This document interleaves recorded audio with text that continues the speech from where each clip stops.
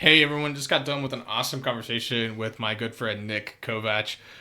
There were some really great insights in the episode, and I gained a lot myself, like learning more about who it is that I'm supposed to be. But I want to share with you three quick takeaways from that conversation and really encourage you to go back and listen to the conversation yourself. So, the three takeaways are: Brotherhood requires deep vulnerability and endurance.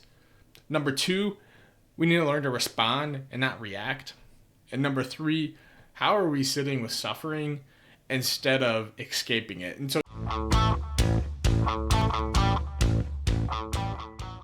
to go in just a little depth with each of these, the first one, like, think about the relationship that Christ had with the disciples, right? Like, there was something very vulnerable in that relationship. The Lord really put himself out there and a chance to be rejected time and time again. But the disciples came back. And that's the endurance part. So, the same way with brothers in our life, we need to choose to be vulnerable. And that's not an easy thing. It's a hard thing. And like when I hear like I need to be vulnerable with other men, like part of me like really gets panicked about that. Like, what does this mean? Is this man gonna accept me? Am I gonna like be good enough in this friendship, in this relationship? There's a lot of questions, a lot of self-doubt that I have, and I oftentimes ignore that, right? When I think about relationship with other men.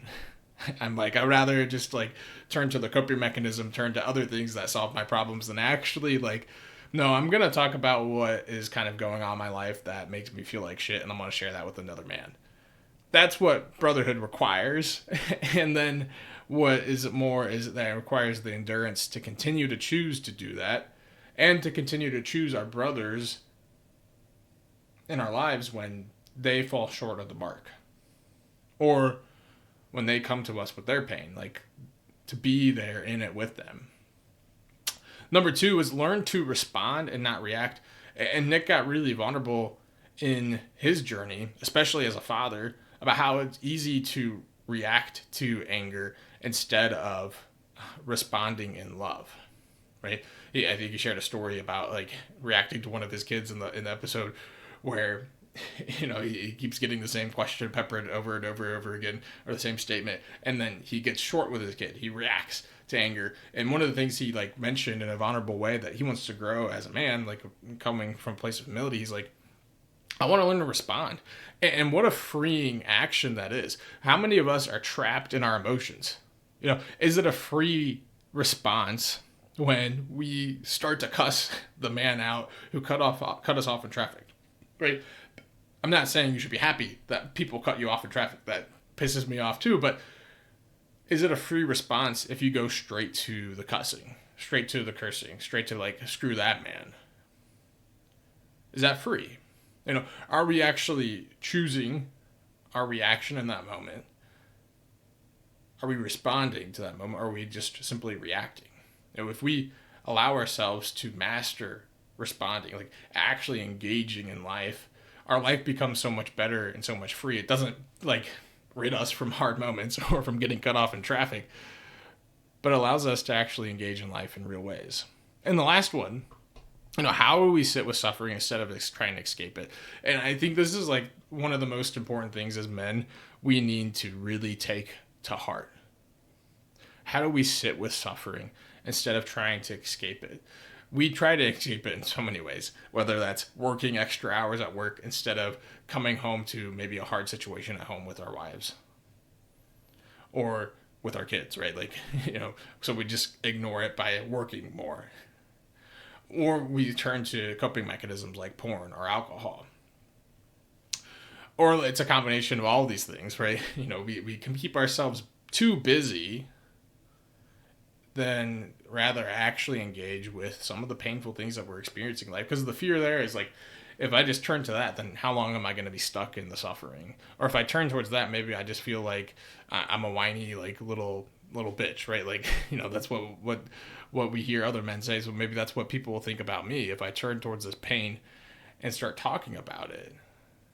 And none of that is true, right? Like, it's actually so much better to sit with the suffering than to try to escape it. Nic gave a great analogy of being in a sea of glass, and not a pretty sea of glass, but glass shards. Like, imagine yourself in a sea of glass shards. The only way you like learn to be in that sea without getting destroyed is by letting yourself be moved by the waves, sitting with the suffering. As soon as you start to try to run away from that situation, it gets a lot worse. The cuts get deeper and the glass becomes overwhelmed. But, if we can learn to sit in the sea of glass when we're suffering, eventually we'll wash to shore. Eventually, there won't be the pain, right? That's a guarantee. Whether that's in this life or the life to come, the pain has an end. But if we try to fight it, we try to run away from it, it's going to get worse. And so, how do we start to sit with our suffering rather than trying to fight it, rather than letting it displace out onto other people, right? That's a lot of things that men struggle with. Is I got so much anger from the workday, and all of a sudden I'm yelling at my wife, I'm yelling at my kids, who I really don't want to yell at, but man, I'm so pissed off that it just comes out. Or the reverse, right? I'm really pissed off, but I'm not doing anything with it. And then I start to feel isolated from people. I start to feel alone. So then I go to the porn, I go to alcohol, and I start to cope with it in different ways. Any way you look at it, men, myself included, we struggle with letting ourselves sit with discomfort. And Nick did a really awesome job at speaking into that in this last episode. And I really want to encourage you guys to go back and give it a listen, because it is a fantastic conversation that I had with him. And you can catch it on YouTube, or you can catch it on Spotify or Apple, and let us know what you think. Let us know how the episode impacted you. These are 3 takeaways that I felt were important to share, but maybe there's a different takeaway that you thought was great.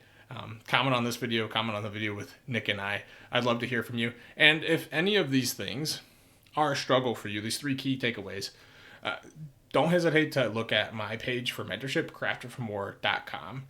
There you can learn more about what I do as a mentor, learn more about how I help men become more who God's made them to be, and help them live more radically free lives, and lives that have meaning, right? I think we can all kind of get bogged down in the busyness of life and fail to dream, fail to think about how life can actually be fulfilling and actually, life is meant to be lived, not to be reacted to. And if you're struggling with living it, let me know. I would love to be a person that helps you start to live life. Send a message to me over on social media. Check out craftedformore.com.